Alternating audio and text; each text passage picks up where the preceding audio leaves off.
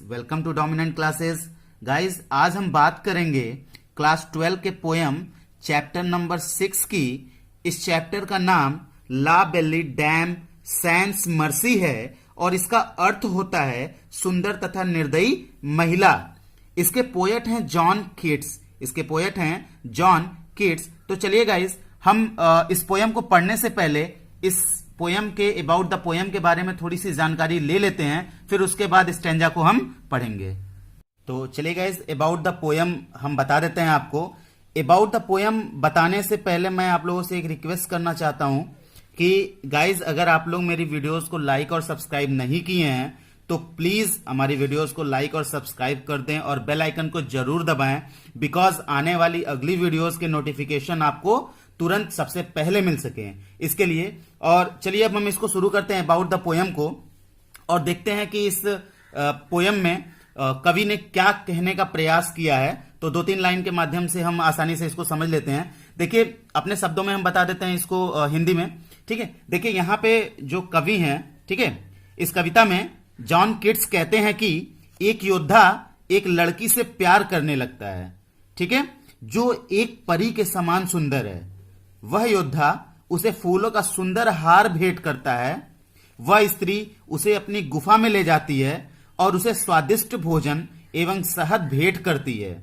वे एक दूसरे के प्रति अथाह प्रेम प्रकट करते हैं। योद्धा सो जाता है। वह अपने में बहुत से योद्धाओं को देखता है, यानी कि अपने जैसे बहुत से योद्धाओं को देखता है स्वप्न में, ठीक है, जो इस धोखेबाज स्त्री के शिकार हो चुके होते हैं। वे उसे सावधान करते हैं, ठीक है।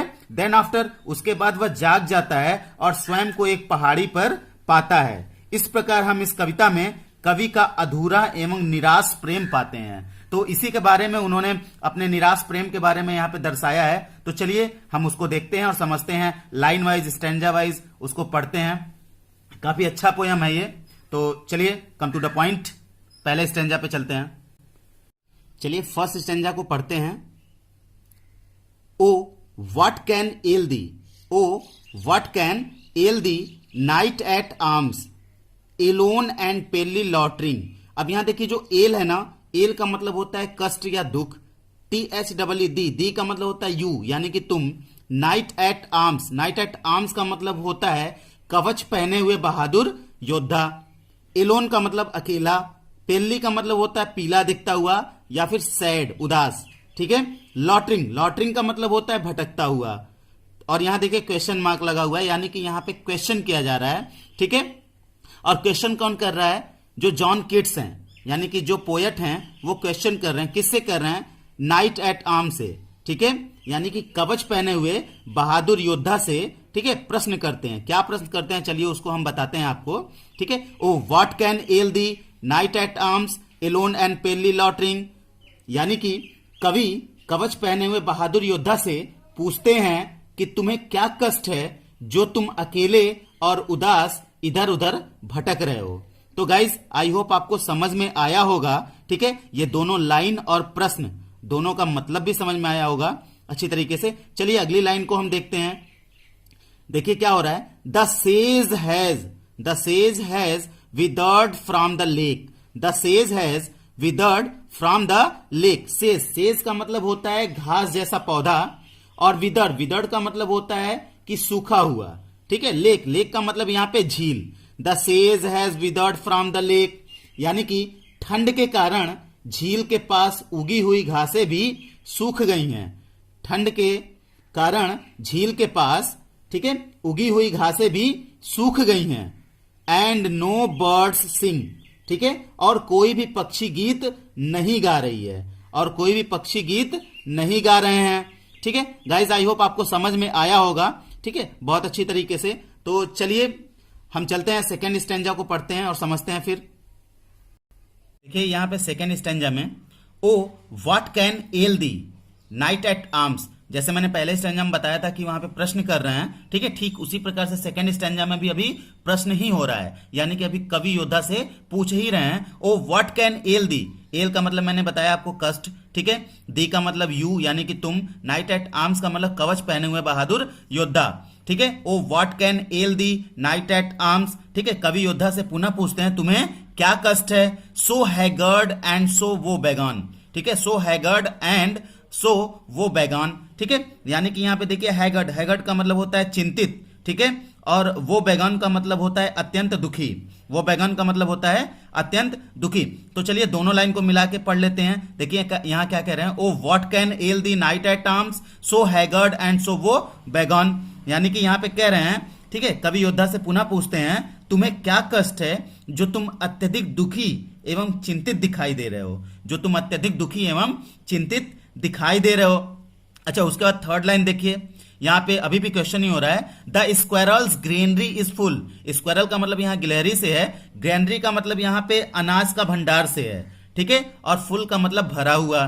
देखिए क्या कह रहे हैं, the squirrels granary is full, यहां पे भी कवि ही कह रहे हैं, ठीक है, यानी कि गिलहरी ने अपने अनाज के भंडार को भर लिया है, गिलहरी ने अपने अनाज को भंडार को भर लिया है, एंड द हार्वेस्ट डन, ठीक है, हार्वेस्ट डन का मतलब होता है फसल कट चुकी है, ठीक है, फसल को काट लिया गया है, एंड द हार्वेस्ट डन, ठीक है, और किसानों ने अपने फसल को काट लिया है, ठीक है। अब दोनों लाइन को मिला के हम इस प्रकार से भी पढ़ सकते हैं, दोनों लाइन को मिला के हम इस प्रकार से भी बोल सकते हैं, पढ़ सकते हैं, the squirrels granary is full and the harvest done, ठीक है, गिलहरी ने अपने कोठर में अनाज एकत्रित कर लिया है और किसानों ने अपनी फसल काटकर अनाज इकट्ठा कर लिया है।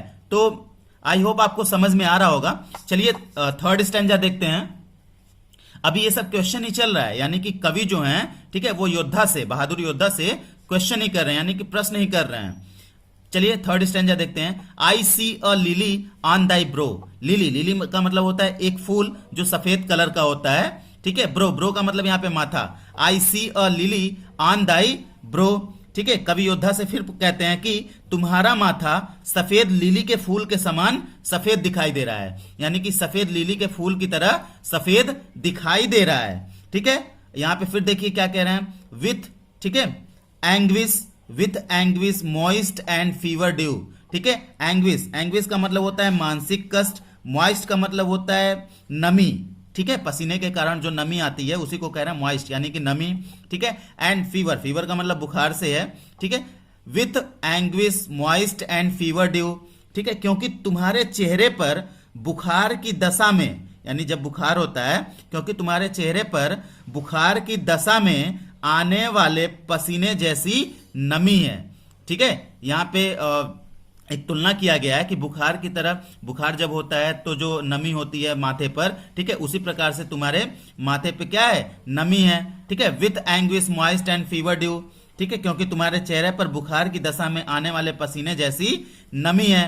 तो गाइज आई होप समझ में आ रहा होगा। उसका थर्ड लाइन देखिए क्या हो रहा है, and on thy cheeks a fading rose, ठीक है, फेडिंग रोज, फेडिंग रोज का मतलब मुरझाया हुआ गुलाब, and on thy cheeks, cheeks का मतलब यहां पे क्या है, गाल, ठीक है, फास्ट विदर्ड टू, ठीक है, विदर्ड का मतलब मुरझा रही है, ठीक है, विदर्ड का मतलब मुरझा रही है। उसके बाद देखिए यहां पे क्या कह रहे हैं, and on thy cheeks a fading rose fast withered too, इन दोनों लाइन को हम मिला के पढ़ेंगे। तो इसकी हिंदी देखिए क्या कह रहा है, और तुम्हारे गालों की, और तुम्हारे गालों की लालिमा भी इस प्रकार कम होती जा रही है जैसे मुरझाया हुआ गुलाब, और तुम्हारे गालों की लालिमा इस प्रकार कम होती जा रही है जैसे मुरझाया हुआ गुलाब। तो गाइज आई होप समझ में आ रहा होगा, ठीक है, आपको और कोई प्रॉब्लम भी नहीं हो रही हो समझने में। ये अभी क्या हो रहा है, यानी कि जो कवि हैं, जो पोएट हैं, वो अभी उस वीर योद्धा से, ठीक है, प्रश्न ही कर रहे हैं, यानी कि क्वेश्चन ही कर रहे हैं। तो चलिए चौथा स्टैंजा देखते हैं। देखिए इस स्टैंजा में, ठीक है, जो योद्धा होता है, ठीक है, वो कवि के प्रश्नों का उत्तर देता है। अभी तक जो कवि थे वो प्रश्न कर रहे थे, तो यहाँ पे जो है अब रिप्लाई उनको मिल रहा है, यानी कि उसका आंसर मिल रहा है। तो देखिए क्या आंसर मिल रहा है, योद्धा क्या उत्तर देता है, I met a lady in the meets, ठीक है, I met a lady in the meets, meets का मतलब यहाँ पे घास का मैदान, ठीक है, या चारागाह, I met a lady in the meets, ठीक है, योद्धा उत्तर देता है, घास के मैदान में मुझे एक स्त्री मिली, घास के मैदान में मुझे एक स्त्री मिली। अच्छा, वो स्त्री कैसी थी, full beautiful of fairies child, ठीक है, फुल ब्यूटीफुल, फुल ब्यूटीफुल का मतलब यहां पे जो है अत्यधिक सुंदर, ठीक है, फेयरी का मतलब परी, ठीक है, ए फेयरीज चाइल्ड, यहां पे कह रहे हैं कि full beautiful of fairies child, वह परी के समान अत्यंत सुंदर थी। वह परी के समान अत्यंत सुंदर थी। उसके बाद फिर देखिए क्या कह रहे हैं, हर हेयर वॉज लॉन्ग, उसके बाल लंबे थे। हर फुट वॉज लाइट, ठीक है, हर फुट वॉज लाइट, उसकी चाल मन को लुभाने वाली थी। उसकी जो चाल थी वो मन को लुभाने वाली थी। And her eyes were wild, तो विल्ड का मतलब यहां पे जो है प्रेम भावना से भरपूर की बात कर रहे हैं, ठीक है। And her eyes were wild, ठीक है, और उसकी आंखों से प्रेम की भावना झलकती थी, ठीक है, और उसकी आंखों से प्रेम की भावना टपकती थी या झलकती थी, ठीक है। उसके बाद देखिए क्या कह रहे हैं, इतना तो योद्धा आंसर दे रहे हैं। उसके बाद फिर वो क्या काम किए उस स्त्री के लिए, ठीक है, अगले स्टैंजा में आपको पता चलेगा। देखिए 5वें स्टैंजा में फिर क्या हो रहा है, I made a garland for her head, ठीक है, गार्लैंड का मतलब होता है फूलों का हार, मेड का मतलब बनाना, ठीक है, हर हेड का मतलब उसके सिर के लिए। I made a garland for her head, ठीक है, यानी कि योद्धा कहते हैं कि मैंने उस महिला के सिर के लिए एक फूलों का हार बनाया। एंड ब्रेसलेट्स टू, ब्रेसलेट्स का मतलब होता है बाजूबंद, ठीक है, और ठीक है एक ब्रेसलेट यानी कि बाजूबंद भी बनाई। एंड फ्रेग्रेंट जोन, ठीक है, फ्रेग्रेंट जोन का मतलब होता है यहां पे कि सुगंधित फूलों की करधनी, और एक सुगंधित फूलों की करधनी भी बनाई, ठीक है गाइस। आई होप आपको समझ में आ रहा होगा। चलिए एक बार फिर से बता देते हैं दोनों लाइन को, ठीक है। I made a garland for her head, ठीक है, यानी कि योद्धा कहते हैं मैंने उस महिला के सिर के लिए एक फूलों का हार बनाया। एंड ब्रेसलेट्स टू, ठीक है, एंड फ्रेग्रेंट जोन, ठीक है, और एक बाजूबंद भी बनाई, और ठीक है एक सुगंधित करधनी भी बनाई, ठीक है, एक सुगंधित फूलों की करधनी भी बनाई। She looked at me as she did love, she looked at me as she did love and made sweet moan, moan का मतलब होता है आ भरना। तो चलिए दोनों लाइन को मिला के हम पढ़ लेते हैं। She looked at me as she did love and made sweet moan, ठीक है। अच्छा उसके बाद फिर देखिए क्या कह रहे हैं, जब उस योद्धा ने, ठीक है, यानी कि उसको जो बनाया था वो दे दिया, तो फिर वहां पे वो स्त्री कैसे उनको मतलब रिएक्ट कर रही है, ठीक है, उसने, ठीक है, तब उसने प्रेम भरी दृष्टि से उसकी ओर देखा, ठीक है, यानी कि उस स्त्री ने प्रेम भरी दृष्टि से, ठीक है, प्रेम भरी नजरों से योद्धा की ओर देखा और उसने प्रेम की आह भरी, ठीक है, और स्त्री ने प्रेम की आह भरी मानो वह उससे प्रेम करती हो। तो गाइज आई होप आपको समझ में आ रहा होगा। अगर थोड़ी सी भी प्रॉब्लम हो रही हो तो चलिए हम एक बार फिर से आपको बता देते हैं ये दोनों लाइन अच्छे से। सी लुक्ड एट मी, उसने मुझे ऐसे देखा, एज सी डिड लव, ठीक है, मानो वह उससे प्रेम करती हो। एंड मेड स्वीट मोन, ठीक है, और उसके बाद कह रहे हैं कि उसने प्रेम भरी दृष्टि से उसकी ओर देखा और उसने प्रेम की आह भरी, ठीक है, मोन का मतलब आह भरना, ठीक है। तो गाइज आई होप आपको समझ में आया होगा। चलिए अगला स्टैंजा देख लेते हैं। छठे स्टैंजा में क्या कहते हैं, यहां पे देखिए छठे स्टैंजा में, ठीक है, कह रहे हैं कि I set her on my passing stead.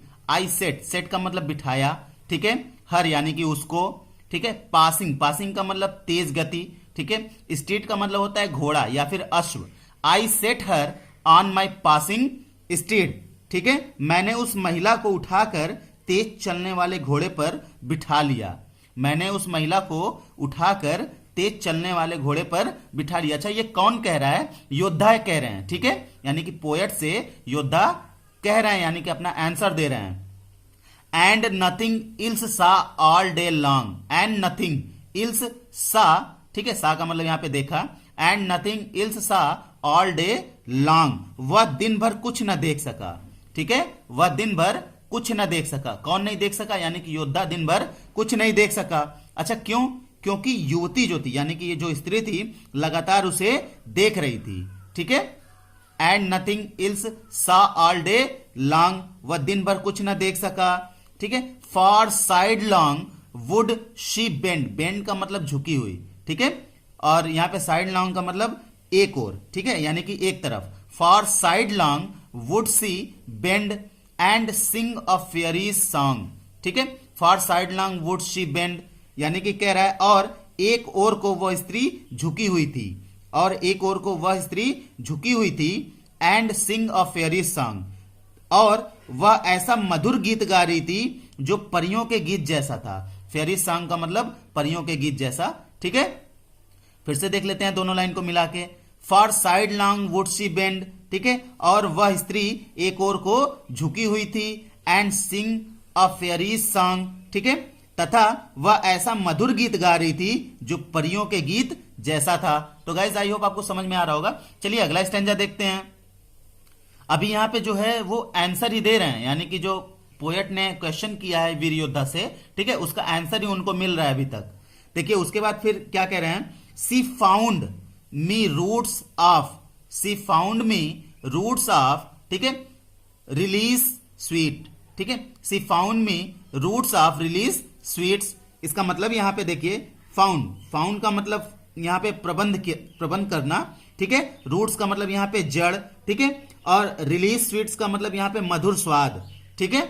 C found me roots of release sweets, यानी कि रास्ते में उसने उस योद्धा के लिए स्वादिष्ट भोजन, रास्ते में उसने उस योद्धा के लिए स्वादिष्ट भोजन, हरे पौधे या, ठीक है, खाद्य पदार्थ का प्रबंध किया। यहां पे उसके रूट्स, रूट्स का मतलब जड़, यानी कि खाने पीने की बात कर रहा है। रिलीज मधुर, मधुर स्वाद का मतलब यहां पे खाने पीने की बात कर रहा है, ठीक है। सी फाउंड मी, ठीक है, she found me roots of release sweets, रास्ते में उसने, ठीक है, उस योद्धा के लिए स्वादिष्ट भोजन या फिर हरे भरे, ठीक है, पौधे या खाद्य पदार्थ का प्रबंध किया। उसके बाद फिर देखिए क्या हो रहा है अगली लाइन में। चलिए अब यहां पे देखिए, she found me roots of release sweets, ठीक है, रास्ते में उसने उस योद्धा के लिए स्वादिष्ट भोजन, हरे पौधे या खाद्य पदार्थ का प्रबंध किया। And honey wild, honey wild का मतलब जंगली मक्खियों का शहद, ठीक है, और ठीक है, जंगली मक्खियों के शहद का प्रबंध किया। And Manna due, Manna due का मतलब अमृत की बूंदें, ठीक है, और ठीक है, अमृत की बूंदों का प्रबंध किया। उसके बाद देखिए, and sure in language strange she said, ठीक है, and sure in language strange she said, ठीक है। उसके बाद देखिए, उसने प्रेम की विचित्र भाषा में कहा, उसने प्रेम की विचित्र भाषा में कहा, क्या कहा, I love the true, I love the true, मैं आपसे वास्तव में प्यार करती हूं, मैं आपसे वास्तव में प्यार करती हूं। तो आई होप आपको समझ में आ रहा होगा। अब चलिए अगला स्टैंजा फिर देखते हैं। देखिए यहां पे कह रहे हैं, सी टुक मी टू हर एल्फिन ग्रॉट, एल्फिन ग्रॉट का मतलब होता है पिचास संबंधित गुफा, ठीक है, पिचास संबंधी गुफा। सी टुक मी टू हर एल्फिन ग्रॉट, वह मुझे ले गई अपने पिचास संबंधी गुफा में, ठीक है। एंड देयर सी वेप्ट, और वहां वह रोने लगी, वेप्ट का मतलब रोना। एंड साइड फुल सोर, फुल सोर का मतलब फूट फूट कर, ठीक है, और साइड का मतलब वहां भरना, ठीक है। और सॉरी मैं बता देता हूं फिर से, एंड देयर सी वेप्ट, ठीक है, और वह रोने लगी। एंड साइड फुल सोर, ठीक है, और आहें भरने लगी फूट फूट कर, ठीक है। एक बार फिर से इसकी हिंदी बता देते हैं, and there she wept and sighed full sore, यानी कि वो कह रहे हैं कि जोर जोर से रोई और फूट फूट कर आहें भरने लगी, ठीक है, यानी कि वह जोर जोर से रोई और फूट फूट कर आहें भरने लगी। एंड देयर आई सट हर विल्ड विल्ड आईज, ठीक है, तो गाइज विल्ड विल्ड आईज किसकी थी, यानी कि स्त्री की थी, ठीक है, और आई का मतलब यहां पे योद्धा कह रहे हैं। एंड देयर, ठीक है, और वहां आई सट, सट का मतलब बंद किया, ठीक है, मैंने बंद किया उसकी विल्ड विल्ड आईज को, यानी कि भावुक आंखों को बंद कर दिया। कैसे बंद कर दिया, विथ किसेस फोर, यानी कि 4 बार किस करके, यानी कि 4 बार उसकी आंखों को चूम के मैंने उसकी विल्ड विल्ड आईज को बंद कर दिया। तो गाइज आई होप आपको समझ में आ रहा होगा। चलिए अगला स्टैंजा देखते हैं। उसके बाद फिर देखिए क्या कह रहे हैं, and there she lulled me asleep, lulled me asleep का मतलब होता है लोरी गाकर सुलाना। एंड देयर, ठीक है, और वहां सी यानी कि वह का मतलब वह स्त्री, लुल्ड मी एस्लीप, ठीक है, यानी कि वीर पुरुष कहता है कि उसने मुझे लोरी गाकर सुला दिया, उसने मुझे लोरी गाकर सुला दिया। एंड देयर आई ड्रीम्ड, आह वो बिटाइड, आह वो बिटाइड का मतलब भयानक सपने को याद करना, ठीक है, भयानक सपने को याद करना। तो देखिए, एंड देयर आई ड्रीम्ड, आई का मतलब योद्धा कह रहे हैं, ठीक है, एंड देयर आई ड्रीम्ड, आह वो बिटाइड, ठीक है, वहां उसने एक स्वप्न देखा जो अत्यंत भयानक एवं दुखदाई था, ठीक है, वहां योद्धा ने एक स्वप्न देखा जो अत्यंत भयानक एवं दुखदाई था। उसके बाद फिर देखिए अगली लाइन में क्या हो रहा है कि the latest dream I ever dreamed, ठीक है, the latest dream I ever dreamed on the cold hill side. अब इन दोनों लाइन को मिला के हम पढ़ते हैं, the latest dream I ever dreamed on the cold hill side, यानी कि उसका यह अंतिम सपना था जो उसने इस पहाड़ी पर देखा, ठीक है, उसका यह अंतिम सपना था जो उसने इस पहाड़ी पर देखा। तो गाइज आई थिंक आपको समझ में आ रहा होगा, अर्थात इस वाली लाइन को हम ये भी कह सकते हैं, ठीक है, ऐसा भयानक स्वप्न उसने फिर कभी नहीं देखा, ऐसा भयानक स्वप्न उसने फिर कभी नहीं देखा। तो चलिए फिर अगले स्टेंजा में चलते हैं, देखते हैं वहां पे क्या होता है। देखिए इस पैराग्राफ में आई सा, ठीक है, मैंने देखा, यानी कि योद्धा कहते हैं आई सा मैंने देखा पेल किंग्स, ठीक है, पेल किंग का मतलब यहां पे राजाओं को, ठीक है, पीले पड़े राजाओं को, ठीक है, किंग का मतलब राजा, एंड प्रिंसेस और राजकुमारों, टू का मतलब भी, ठीक है, पेल वैरियर्स, वैरियर्स का मतलब योद्धा, डेथ, डेथ का मतलब मृत्यु, पेल का मतलब पीला, वर दे ऑल, ठीक है, यानी कि इन दोनों लाइन को हम मिला के पढ़ेंगे तो हमें समझ में आएगा, ठीक है। जैसे कि अभी क्या हुआ था कि पिछले स्टेंजा में, ठीक है, जो योद्धा थे वो सपना देख रहे थे, तो उस स्वप्न में देख रहे हैं क्या देख रहे हैं, सॉरी, क्या देख रहे हैं, देखिए आई सा पेल किंग्स, ठीक है, and princes too pale warriors, death pale were they all, ठीक है, योद्धा ने अपने स्वप्न में देखा, योद्धा ने अपने स्वप्न में राजा और राजकुमारों को तथा योद्धाओं को देखा जो मुर्दे के समान पीले पड़ गए थे, जो मुर्दे के समान पीले पड़ गए थे। तो गाइज आई होप आपको दोनों लाइन समझ में आ गया होगा। उसके बाद देखिए यहां पे द क्राइड, ठीक है, यानी कि वह चिल्ला रहे थे, क्राइड का मतलब चिल्लाना, वह चिल्ला रहे थे, क्या चिल्ला रहे थे, ला बेली डैम सैंस मर्सी, मैंने आपको बताया था, ठीक है, इसके पहले भी कि इसका मतलब क्या होता है। देखिए the cried La Belle Dame sans Merci, वे चिल्ला रहे थे कि ये सुंदर स्त्री दया रहित है, ये सुंदर स्त्री क्या है, निर्दयी है, ठीक है, हैथ दी इन थ्राल, ठीक है, अब हैथ का मतलब हैज से है, ठीक है, और THEE दी का मतलब यहां पे यू से है, ठीक है, और थ्राल का मतलब दासत्व से है, थ्राल का मतलब दासत्व से है, यानी कि they cried La Belle Dame sans Merci, वह चिल्ला रहे थे कि यह सुंदर स्त्री दया रहित है, ठीक है, वे उसे चेतावनी दे रहे थे कि हैथ दी इन थ्राल, वे भी इसी प्रकार उस युवती के दास बना लिए गए हैं, ठीक है, यानी कि वे भी इसी प्रकार उस युवती यानी कि उस महिला के दास बना लिए गए हैं। तो गाइस आई होप आपको यहां तक समझ में आया होगा। उसके बाद फिर देखिए अगले स्टेंजा में, देखिए यहां पे फिर क्या कह रहे हैं कि आई सा देयर स्टार्व लिप्स, ठीक है, इन द ग्लोम, स्टार्व लिप्स का मतलब होता है भूख से व्याकुल होंठ, ठीक है, इन द ग्लोम, ग्लोम का मतलब होता है हल्का प्रकाश, ठीक है, I saw their starved lips in the gloom, ठीक है, योद्धा कहते हैं कि मुझे वहां भूख से व्याकुल होंठ हल्के प्रकाश में दिखाई दिए, ठीक है, योद्धा कहते हैं कि आई सा देयर स्टार्व लिप्स, ठीक है, इन द ग्लोम, यानी कि योद्धा कहते हैं कि मुझे वहां भूख से व्याकुल, ठीक है, होंठ हल्के प्रकाश में दिखाई दिए, विथ हरीड, हरीड का मतलब होता है भयानक, हरीड का मतलब भयानक, वार्निंग का मतलब चेतावनी, गेप्ड वाइड का मतलब अधिक खुला, ठीक है, तो वो कह रहे हैं कि with hurried warning gaped wide, ठीक है, जो कि डरावने लग रहे थे, जो कि डरावने लग रहे थे, और चेतावनी, ठीक है, दे रहे थे, और चेतावनी दे रहे थे जिसमें मैं फंस गया था, जो कि डरावने लग रहे थे और चेतावनी दे रहे थे जिसमें मैं फंस गया था। उसके बाद फिर देखिए and I अवोक and found me here, and I अवोक, अवोक का मतलब जागना, ठीक है, एंड फाउंड मी, ठीक है, फाउंड का मतलब पाया, मी हियर, हियर का मतलब यहां, ठीक है, and I अवोक and found me here, ठीक है, इतने में ही योद्धा जग गया और उसने स्वयं को सुंदर स्त्री के बजाय, ठीक है, and I अवोक and found me here, ठीक है, उतने में ही योद्धा जग गया और उसने, ठीक है, और उसने स्वयं को सुंदर स्त्री के बजाय on the cold hill side, उस ठंडी पहाड़ी पर पाया, ठीक है।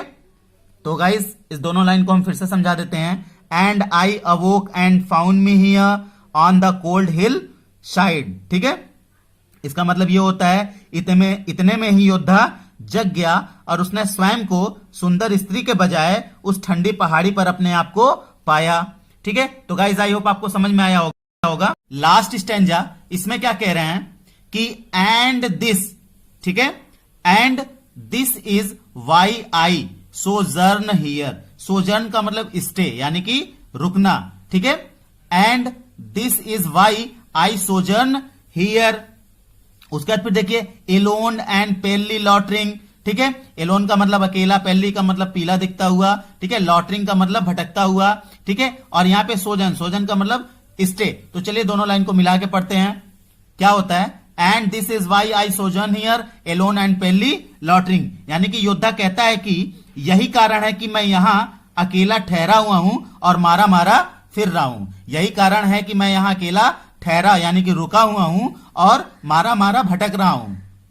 उसका फिर देखिए दाऊ, ठीक है, दाऊ द सेज has withered from the lake.